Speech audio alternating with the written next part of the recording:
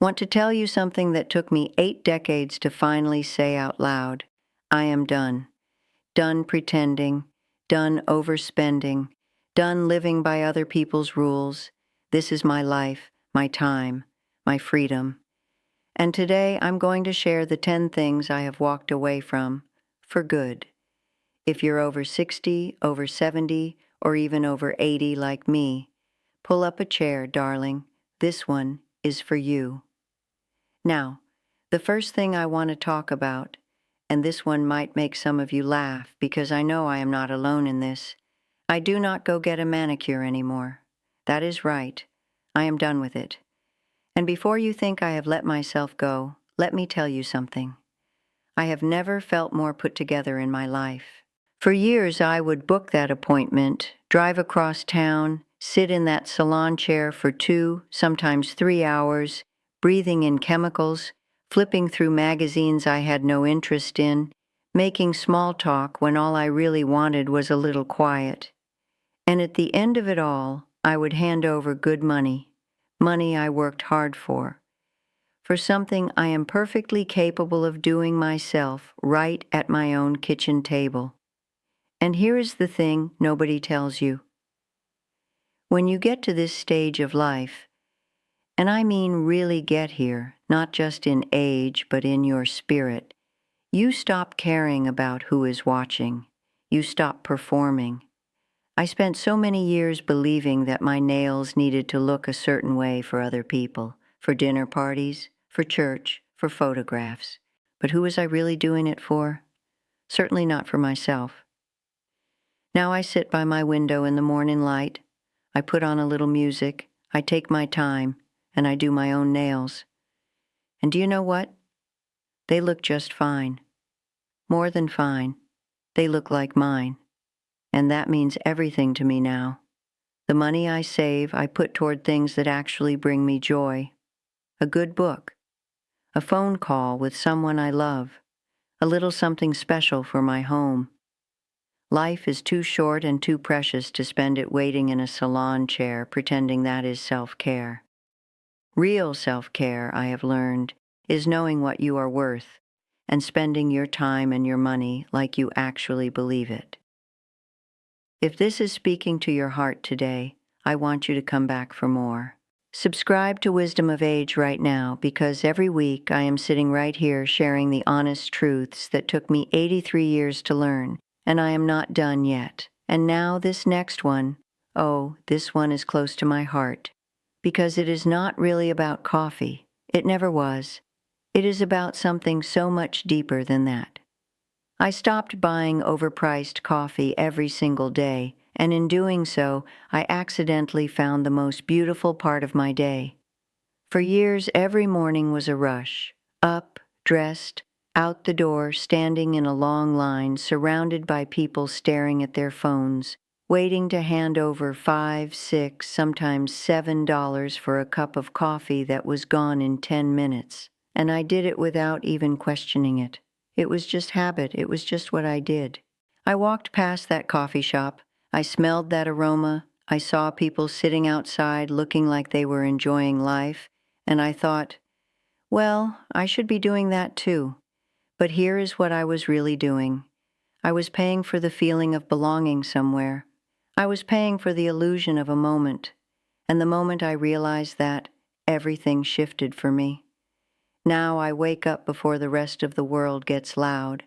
The house is still. The light is just beginning to come through the curtains.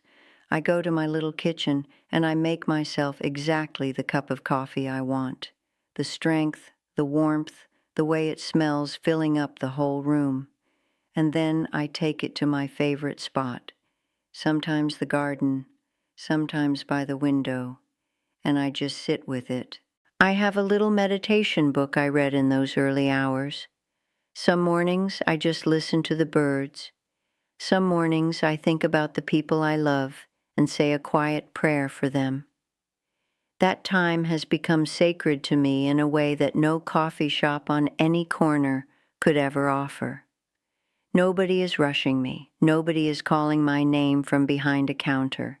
It is just me, my coffee, and the most honest, peaceful version of myself. And I want to tell you, that kind of quiet is available to every single one of us. It does not cost a thing. You do not need a reservation. You do not need to get dressed or drive anywhere. You just need to slow down long enough to receive it. That is what I want for you. That is what this whole journey has been teaching me. That the most luxurious things in life are free, and we keep walking right past them, chasing things that cost us money and cost us peace. So put the kettle on, make your own cup, and sit with yourself for a little while. You have earned that quiet. Every single year of your life has earned you that stillness. Now this next one, I want you to really hear me on this one because I think so many of us carry this same weight, and we do not even realize how heavy it has become. I stopped chasing new shoes and new clothes, and the day I made that decision, I felt something lift right off my shoulders that I had been carrying for longer than I care to admit. I opened my closet one afternoon, just an ordinary afternoon, nothing special about it, and I stood there and looked at everything hanging in front of me. Shoes I had not worn in years, clothes still with the tags on them, blouses I bought because they were on sale, not because I loved them, shoes I purchased for occasions that came and went, and now those shoes just sit there collecting dust and quietly judging me every time I open that door. And I thought to myself, what was I doing? Who was all of this for? Because here is the truth that took me far too long to learn. We buy things to fill something. We buy a new pair of shoes because we had a hard week and it felt good in the moment. We buy another blouse because the color was pretty and the price seemed reasonable, and for just a few minutes in that store we felt a little spark of excitement. But that spark fades. It always fades. And then we are right back where we started, except now our closets are full and our hearts are still looking for something. So I made a decision. I kept what truly serves me. 2 good pairs of shoes that I love and that love my feet back. Clothes that fit the life I am actually living right now. Not the life I used to live, not the life I imagined for myself 20 years ago, but the real and beautiful life I am living today. Everything else I donated. I gave it away to someone who could use it, someone for whom it might be exactly what they needed, and letting it go felt like exhaling after holding my breath for years. At this stage of life, comfort is not a compromise. Comfort is a choice, and it is an elegant one. When I put on something that fits me well and feels good on my body, I walk differently. I carry myself with a kind of ease that no designer label ever gave me, because I am dressing for myself now, not for a crowd, not for an occasion, for me.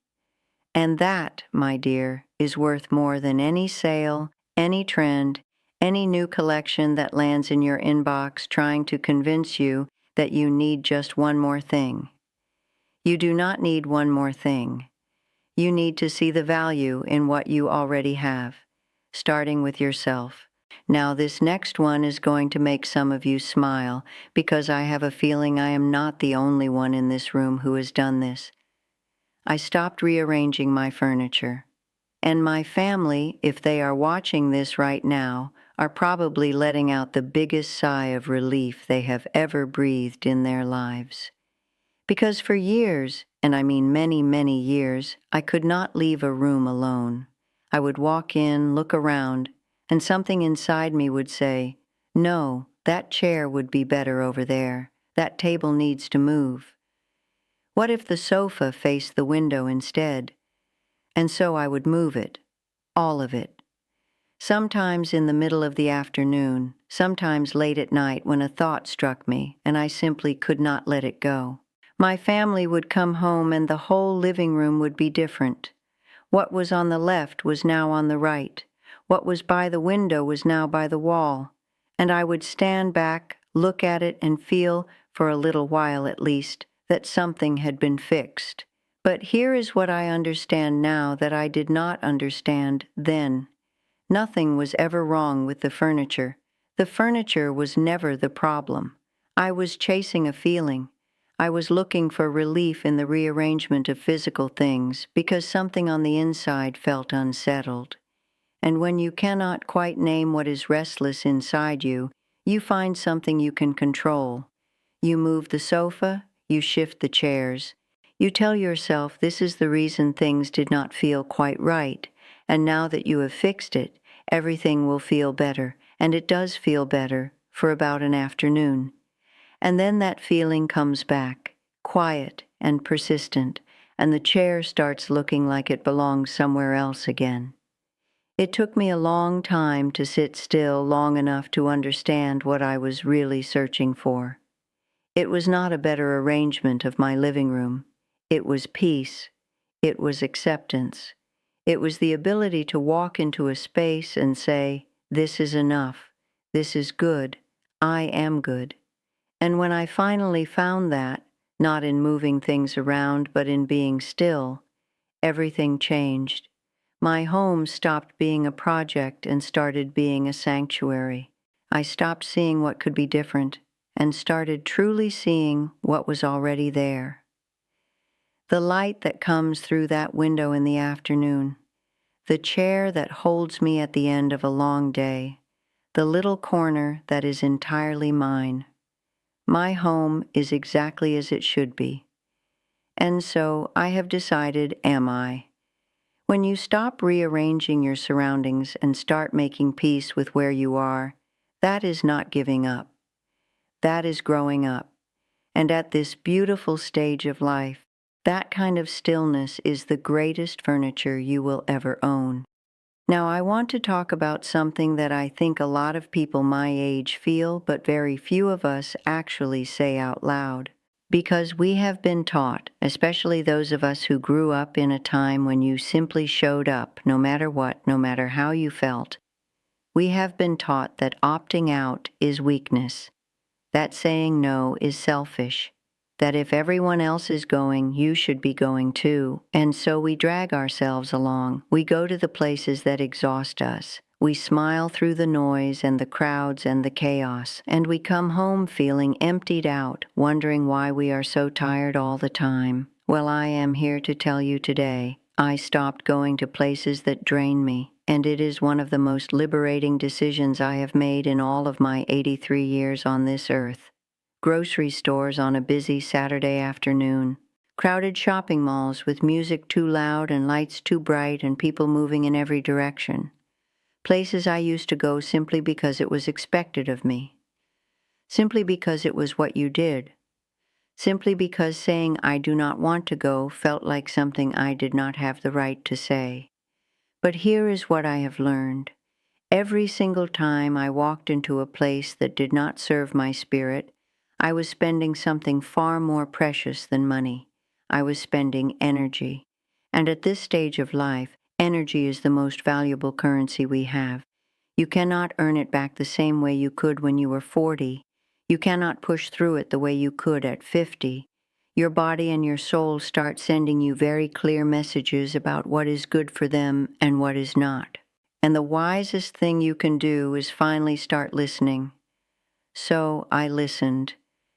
I gave myself permission to say, this is not for me anymore.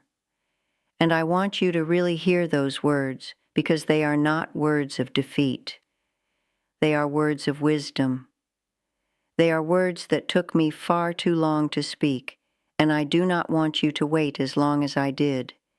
Now I protect my time like it is precious, because it is. I choose where I go and who I spend my hours with very carefully and very deliberately. I go to the places that fill me up. The quiet garden in the morning, the comfortable chair by the window, the phone call with someone whose voice makes me feel at home, the small and simple moments that other people rush past because they are too busy going places that drain them too. Protecting your energy is not selfishness. I need you to hear that clearly. It is not laziness. It is not antisocial. It is one of the most generous things you can do for yourself and for everyone around you. Because when you stop pouring yourself into places and situations that leave you empty, you finally have something real left to give to the people and the moments that truly matter. You have earned that right. Every year of your life has earned you that right. And it is never too late to start honoring it. Please subscribe to Wisdom of Age. Hit that button right down below. Share this video with someone who needs to hear it today, because someone in your life is waiting for permission to finally let go, and maybe this is it. And remember, it is never too late to start living on your own beautiful terms. I will see you in the next one, darling. Take good care of yourself, and as always, tell someone you love them today.